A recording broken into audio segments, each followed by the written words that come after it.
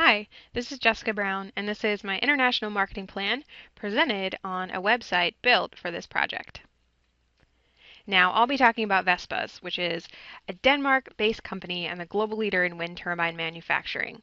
They are facing a problem. In recent years, they have lost their market share. So in 2007, they had 28% of the turbine manufacturing market in the globe.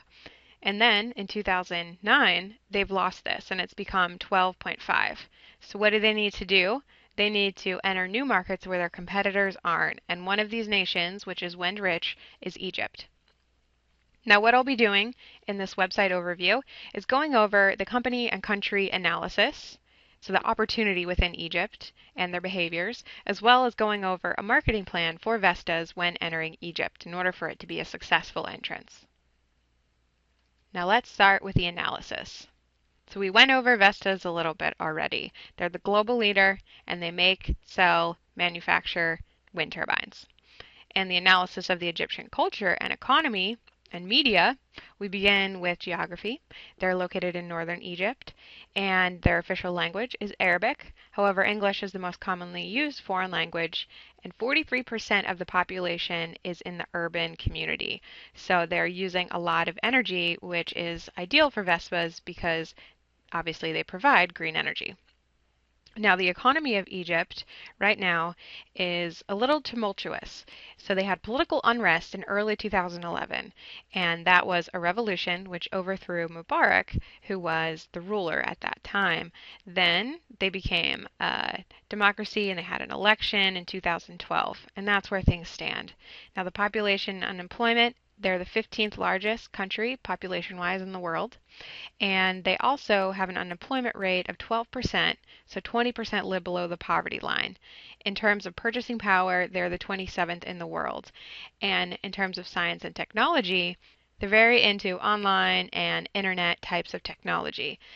Internet grew from 1% in 2000 to 5% in 2004 and then 24% in 2009. So rapid growth rates in terms of Egypt's adoption of internet. Now, this leads us into media. In summary, the most often used media types are text via cell phone, television, internet, radio.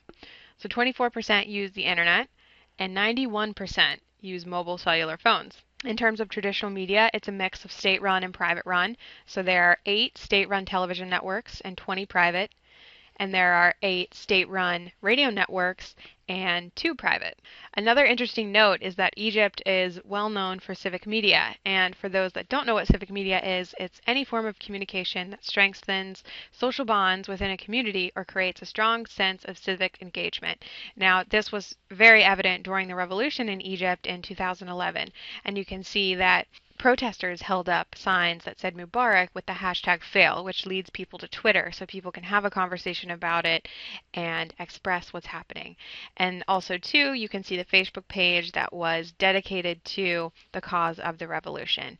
And some of you may remember that Mubarak actually shut down the internet for a complete week because of the civic media upheaval. Now that we understand the culture, economy, and media, let's talk about Vespa's entrance plan into Egypt. Now, we'll be covering an overview of the product and market and also conclude with an action plan which is comprised of the media mix and creative that Vestas can use. As we know, Vespa is manufacturing, selling, installing, and servicing wind turbines across the world.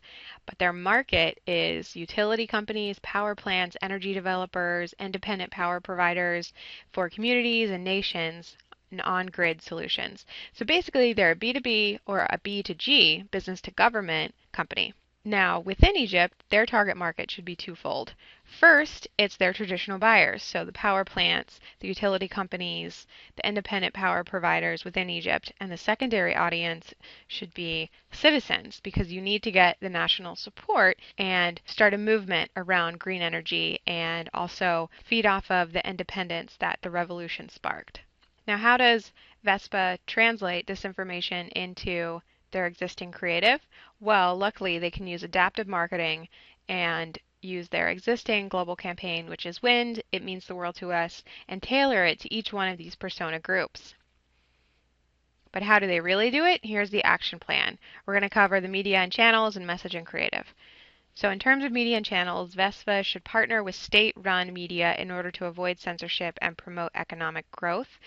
Now, it's in VESPA's best interest to partner with the state-run media groups because as of late, the government has been censoring media, especially state-run media, in terms of negative comments about the administration. So it's in VESPA's best interest to have a close relationship with the government. Now, they need to do this through creating a transmedia campaign, and they can use the most frequently used media types. Specifically, they can target the population using cell phone, so text message campaigns, followed by a television campaign, as well as internet, to take advantage of the civic media opportunity within Egypt. Now let's talk about message and creative. VESPA's message when entering Egypt should be positive, promoting optimism with renewable energy. And according to the Pew Research Center, the overall Egyptian attitude remains upbeat despite the economic and political strife that they just went through. And they should focus this message on building a stronger economy through job creation and independence through energy. And currently, the most valued priorities for Egyptians are an improved economy and fairness in the justice system. Now, VESPA should consider pattern advertising or adaptive advertising, which is localized versions of global advertising. An example of this could be using the Egyptian landscape instead of the Denmark landscape, using real Egyptian citizens instead of Denmark citizens, and definitely translating the copy into Arabic. And overall, the communication approach that VESPA should use is high contextual. Now, this means that consumers will respond more often to implicit, indirect, or visual and metaphorical messages and content. Additionally, Arab nations prefer a more elaborate style of communication, according to Keegan and Green. And VESPA should avoid using bland and direct visuals and copy. For example, if VESPA's goal is to create jobs and boost the economy, it should feature an active, confident man working that symbolizes success and productivity. Now that was an overview of our country and company analysis, as well as a marketing plan, specifically talking about media and messages.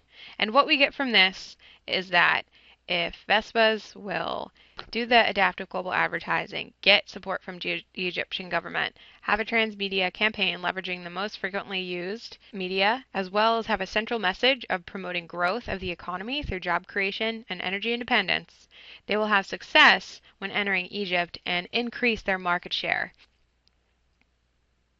For more details, you can check out the references page that has some of the assignments that we worked on for this course, as well as contact. If you have questions, please reach out and let me know. Thank you for listening.